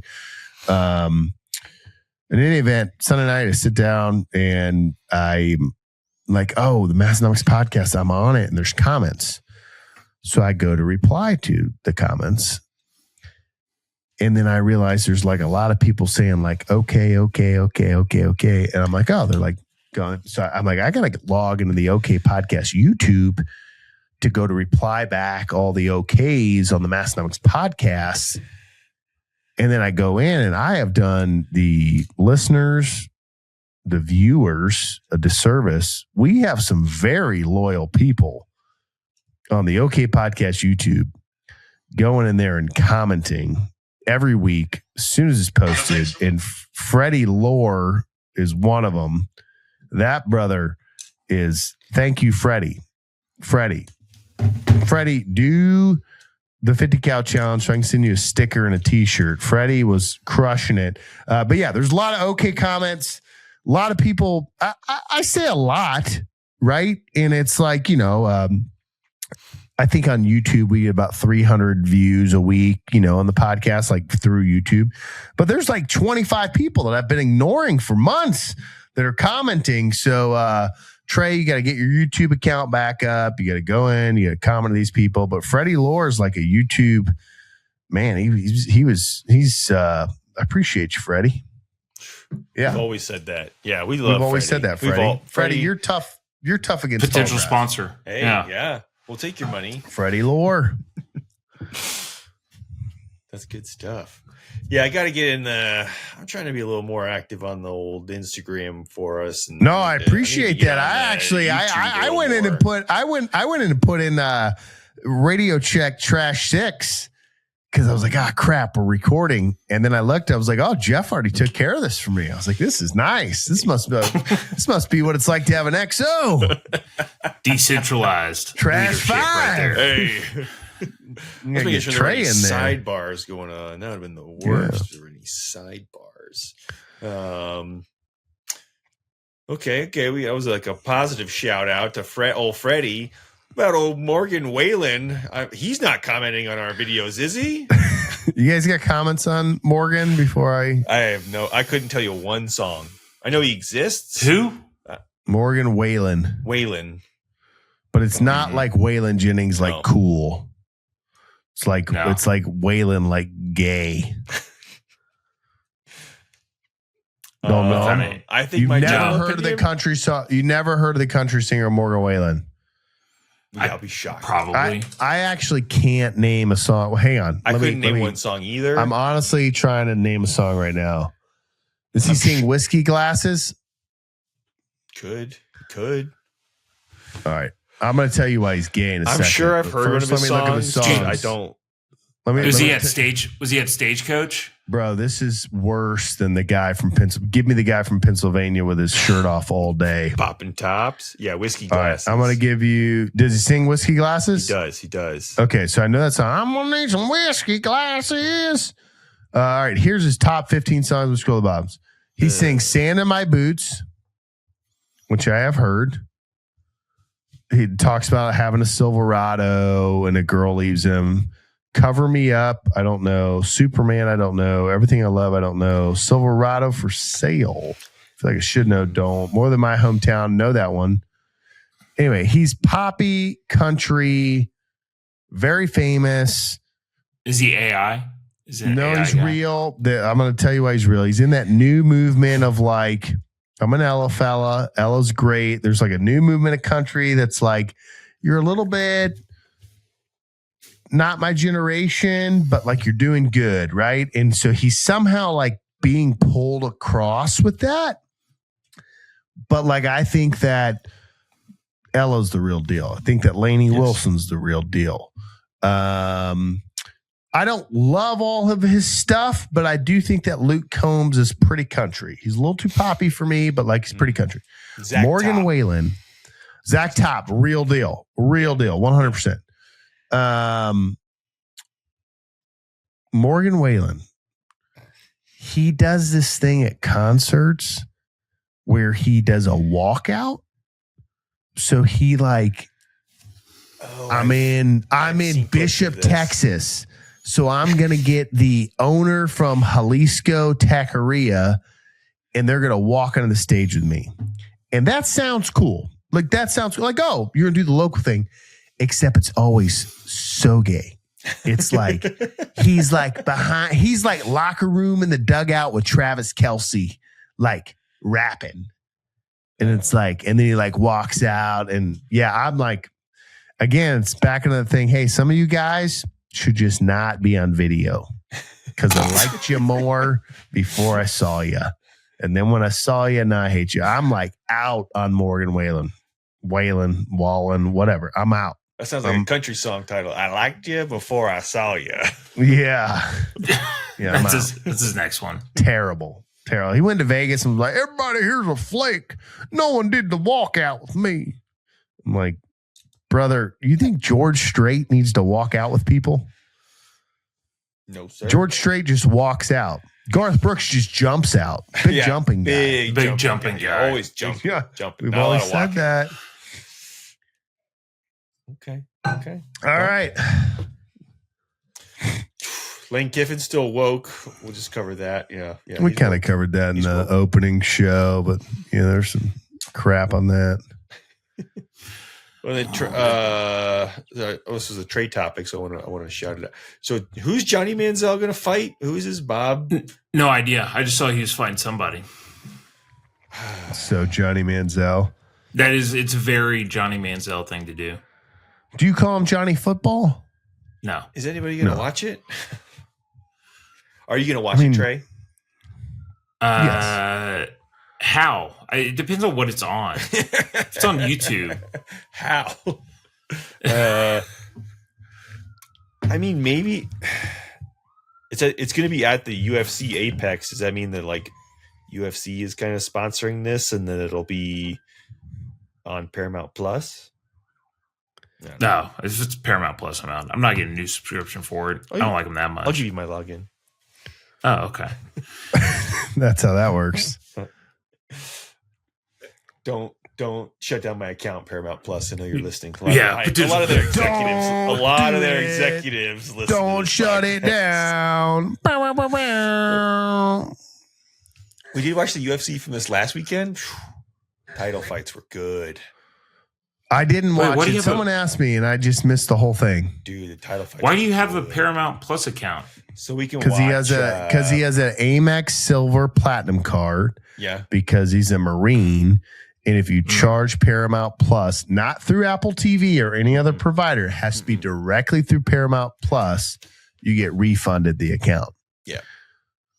So it's basically you could probably get one with your veteran status, Trey.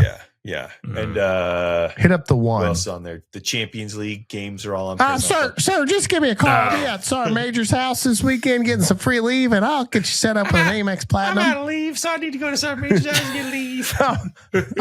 I'll be. Hey, come on over.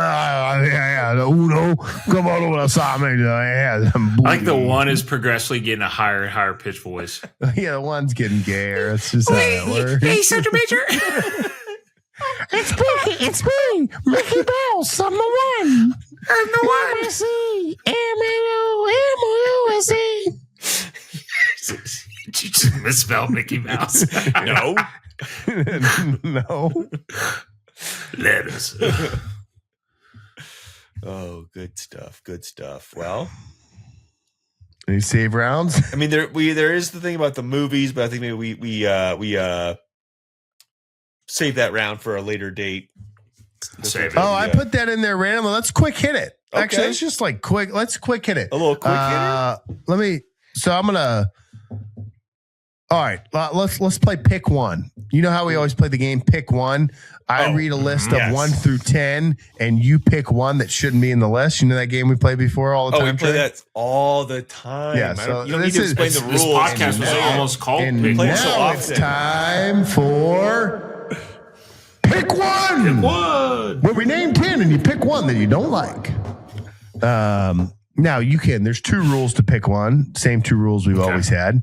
One, you either have to remove it from the list and say it shouldn't even be on the list, or 2, you have to move it to number 10 on the list.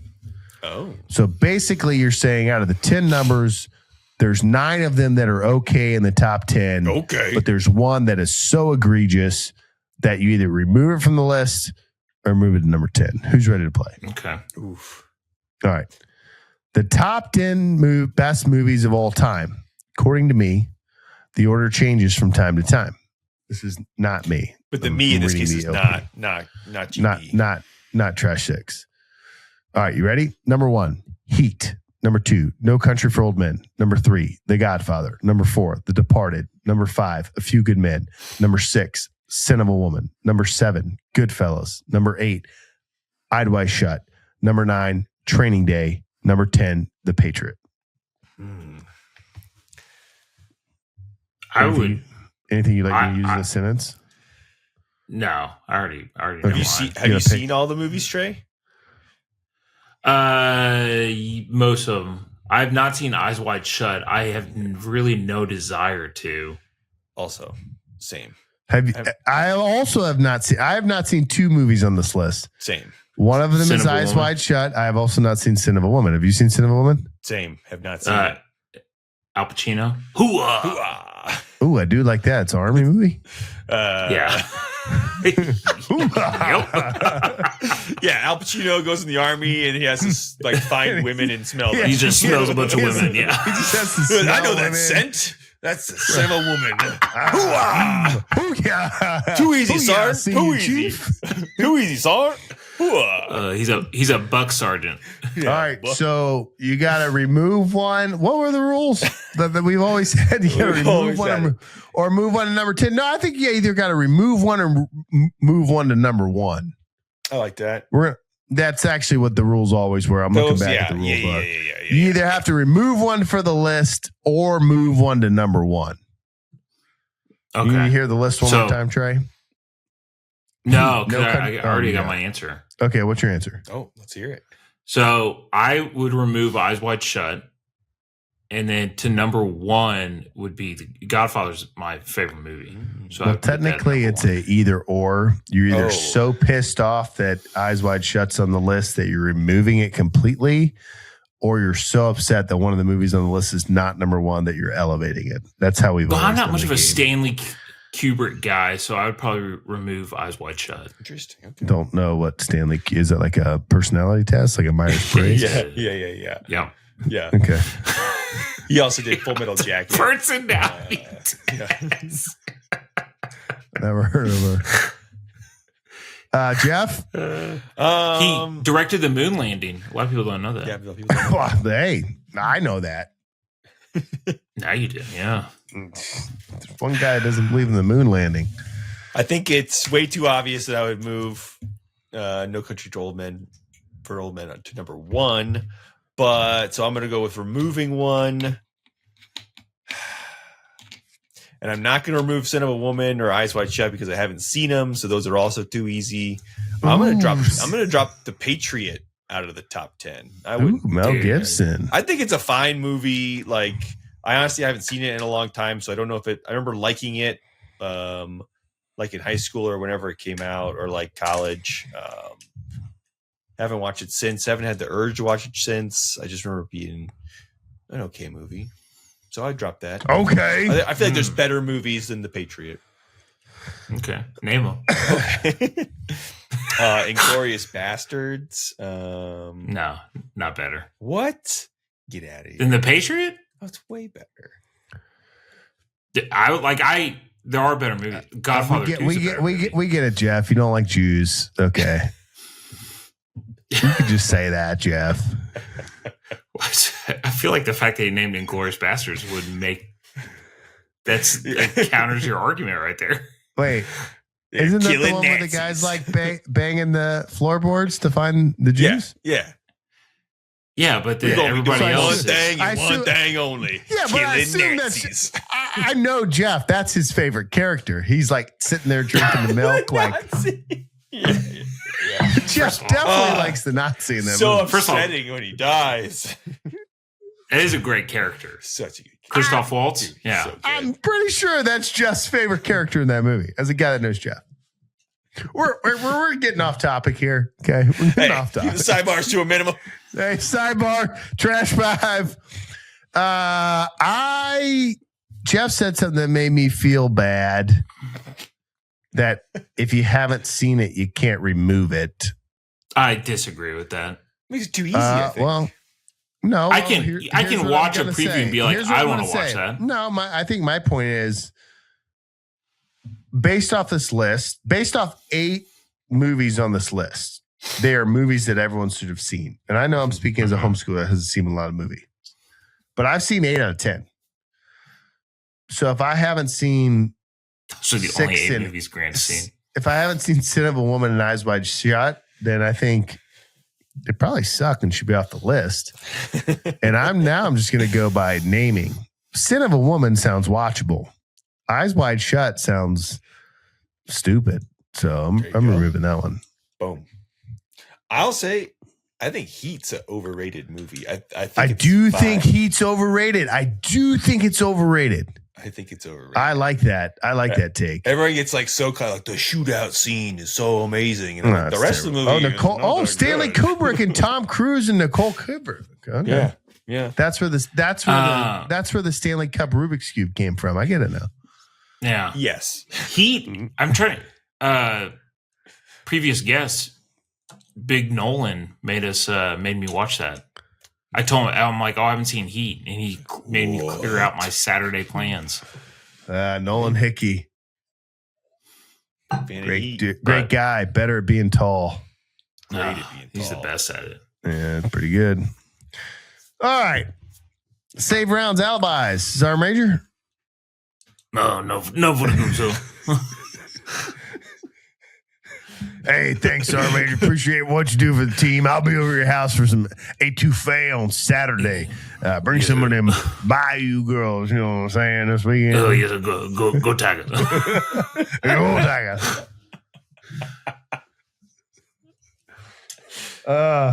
So glad this is a Cajun pod. I'm craving crawfish right now, honestly. Dude, I could go for a crawfish boil for sure. Man, yeah, crawfish, boy.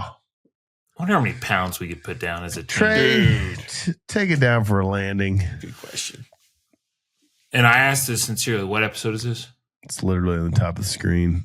It is not. It's not. It's literally on top. 109. It's on top of your screen. It's Not on top of ours. everybody else's screen. I need a screenshot of your screen because it's on top of my screen. Okay, I'll do it right now. What? Yeah, it's fine. Okay, go ahead. Episode 109. Don't take a Episode. photo. This has been episode 109. Do the whole sign off in the Cajun. Okay. Okay. Sergeant Major, could you sign us off?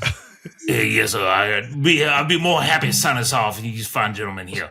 Yes, sir. This is episode 109 of the Okay. Okay podcast. Oh, thank you, gentlemen. Yes, sir. I'd like to thank our sponsor, be the that good guy, Bad Taxi. He's good. Taxis always come around, always continuous. Taxis are continuous. So get your taxis ready now. Give it BW, give you a shout.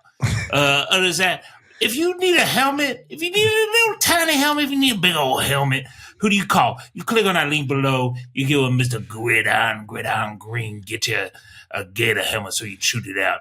Then outside of that, use that link below. While you're down there using that link below, go ahead and click on that Slack channel. Use code OK, get yourself a little $10 discount there for that Slack channel. What do we talk about there? We talk about etouffee. We talk about LAU Tigers, go Tigers.